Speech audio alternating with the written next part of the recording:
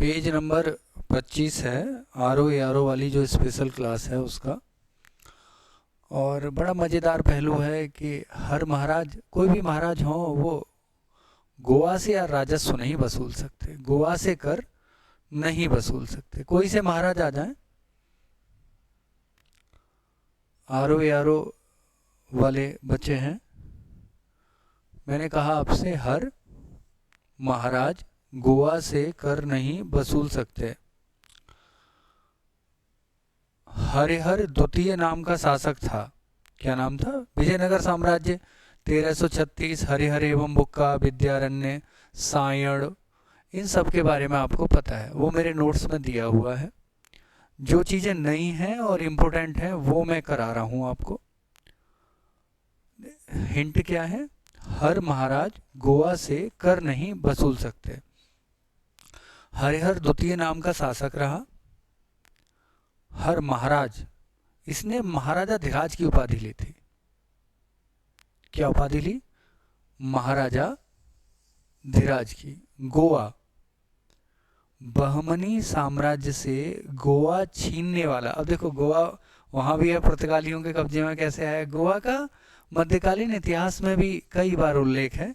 तो बहमनी राज्य से इसने गोवा और अन्य चीजें छीन ली थी। किसने? हरिहर द्वितीय ने। राजस्व या कर नहीं वसूल सकता। कर, एक और विशेष बात की इसने, खाली चोलों का नाम आप लेते रहते हैं श्रीलंका के संदर्भ में, तो इसने श्रीलंका से राजस्व वसूला था, अर्थात श्रीलंका के राजाओं को अपने अधीन किया और उन्हें अधीन करने के बाद कर देने के लिए विवश किया। ये हरिहर द्वितीय का काम है विजयनगर साम्राज्य के अंतर्गत। और कृष्ण, उनकी सारी बातें तेनालीराम वाली सब बता चुका हूँ, वो आप नोट्स में देख लीजिएगा। इसने कौन सी उपाधि ली है? महाराजा धीराज की। और वहाँ से एक और विशेष बात है, तेलुगु साहित्य के कवित्रय।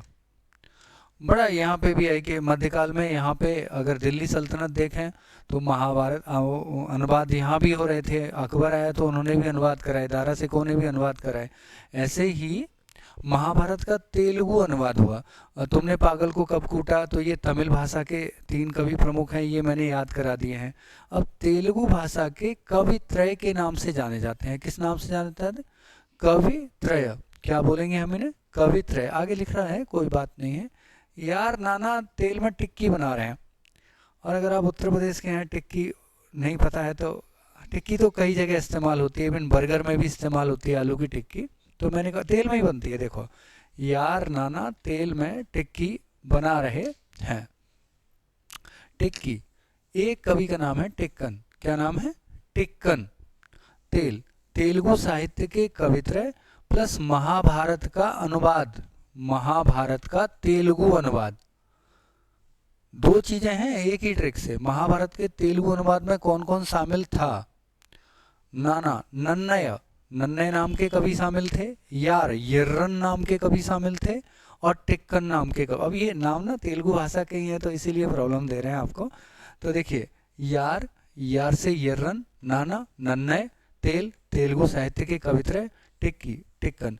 इन्हीं कवित्रय ने महाभारत का तेलुगु अनुवाद भी किया था।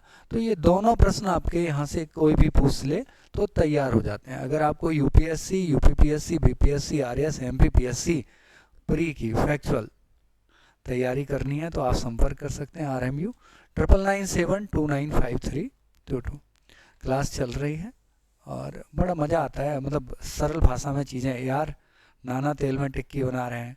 और हर जो महाराज हैं, हर महाराज, मतलब प्रत्येक महाराज, हर महाराज गोवा से कर नहीं वसूल सकते। कर कहाँ से वसूला था?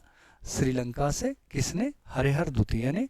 और विजयनगर वाली बात मैंने 1336, मैंने कहा था हरि की छत पर विजय हुई। हरिहर और बुक्का संस्थापक, छत 1336 सन है, और विजय विजयनगर साम्राज्य की बात है। ये है, आगे का आगे सीखेंगे। Have a nice day, bye.